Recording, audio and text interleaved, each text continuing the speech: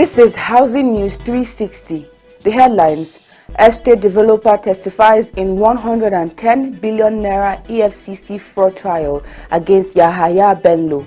Engineers urge government public to end building collapses. 2 dead, 6 injured in Lagos building collapse. Edo government seals building after gas explosion. From the foreign scene, fire breaks out outside Etihad Stadium before Man City's Champions League match. The Economic and Financial Crimes Commission (EFCC) has initiated the trial of former Kogi State Governor Yahaya Bello at the FCT High Court in Abuja. The charges are tied to the alleged diversion of over 110 billion naira from Kogi State Treasury during his tenure. The first prosecution witness, Fabian Nwora, a property developer with IFA Property Nigeria Limited, testified about a property deal involving a 550 million naira property at number 1 Ikogosi Street, Maitama, Abuja. EFCC alleges that Kogi State funds were used for the purchase of the property. Nwora detailed how the property was initially sold to Shehu Bello but was listed under the name of Bello Oheani. In 2023, following an EFCC investigation, Shehu Bello returned the IFA property and demanded for a refund of the 550 million naira, which was returned in 2 installments to an EFCC designated account. Although Nwora did not directly implicate the former governor, the EFCC has charged Bello and 2 others for the alleged diversion of significant funds while he served as governor. We move to the FCT now, where the chairman of the Abuja Municipal Area Council, Christopher Mekalagu, at the weekend said the council will soon begin the commissioning of several projects it has completed. He told the residents of the council during the commissioning of the Saburi Road by the FCT minister, Nyesom Wike.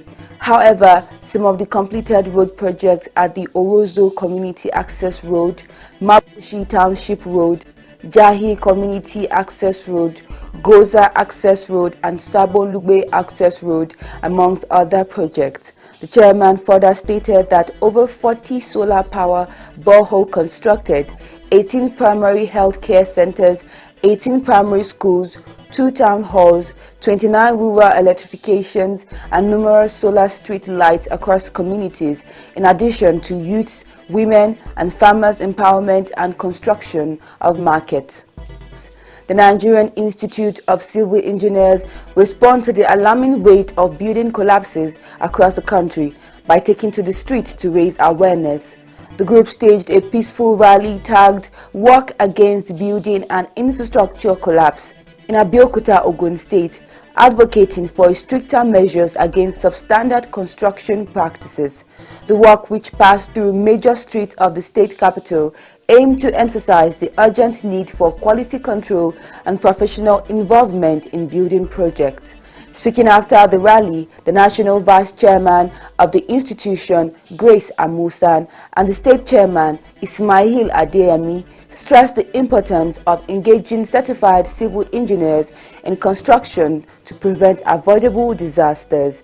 They warned that many individuals opt for unqualified builders to cut costs, leading to structural failures that result in loss of lives and properties.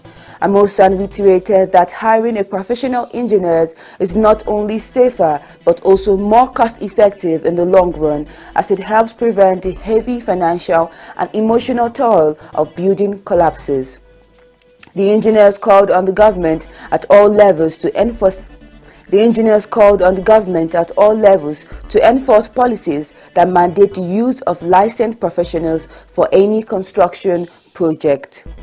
The Edo State Development and Building Control Agency has sealed off a building in Ekosodin, Ovia Northeast Local Council following a gas explosion that partially collapsed the structure. The explosion, allegedly caused by a gas cylinder blast, blew off the roof and destroyed 3 rooms in the building near the University of Benin. The injured occupants, including 2 students, are currently receiving treatment at an undisclosed hospital. The managing director of the agency, Igbali Imosili Darlington, confirmed the incident, stating that the building is no longer habitable and must remain sealed until further assessments are conducted. Backing this claim, Director of Urban Renewal Musa Daudu stated that the gas explosion rarely leads to structural collapses, implying that the building's weak foundation might have been a contributing factor to the damage. In Lagos State, 2 people have been confirmed dead and 6 others sustained injuries following a building collapse in the Lekki area of the state. The structure, which was under construction, caved in recently, trapping several workers at the site. Initial reports confirmed the death of 1 male adult and 3 injured victims, but further search and rescue efforts revealed the body of a 15-year-old teenager, bringing the death toll to 2.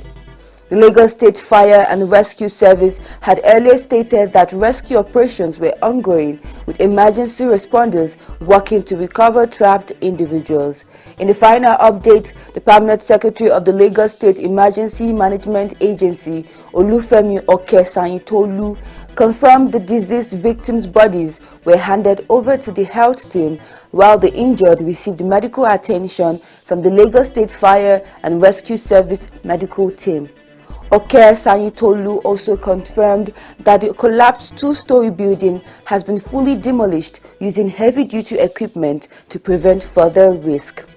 A merchandise stand outside Manchester City's Etihad Stadium caught fire just hours before their crucial Champions League match against Club Brugge. The fire forced the suspension of a pre-match event featuring City's new signings and female players. Security quickly evacuated fans before firefighters brought the blaze under control. Despite the incident, the stadium was later opened with some entrance gates remaining closed. The match still proceeded as scheduled despite the incident.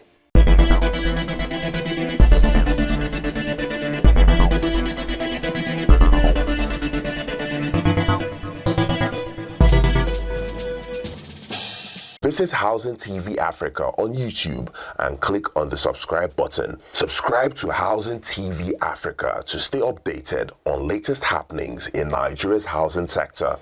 Follow our social media pages, like and share our posts on Facebook, Housing TV Africa, on Twitter, Housing TV Africa, Instagram, Housing TV Africa. Join the conversation and keep up with latest housing updates. Housing TV Africa, your first in housing development broadcasting.